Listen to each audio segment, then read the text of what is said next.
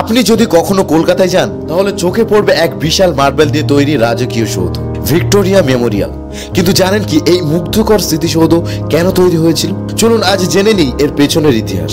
1901 সাল ব্রিটিশ সাম্রাজ্যের রানী ভিক্টোরিয়ার মৃত্যু হয়। তিনি প্রায় 64 বছর ব্রিটেনের সিংহাসনে ছিলেন এবং দীর্ঘ সময় ভারতের ওপর শাসন করেছেন। তার মৃত্যুর পর তৎকালীন ভারতের ভাইসরয় লর্ড কার্জন প্রস্তাব দেন রানীর স্মৃতিকে চিরস্থায়ী করে রাখতে একটি স্মৃতিসৌধ তৈরি করা হোক।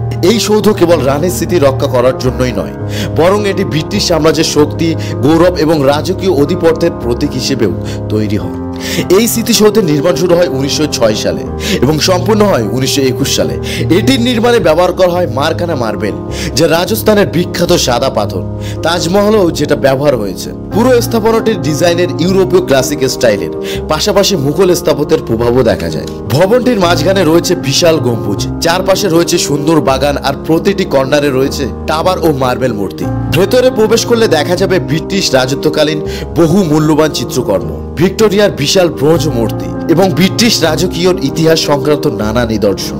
এত টাকা খরচ করে এমন একটি সৌধ নির্মাণ কতটা যুক্তিযুক্ত ছিল?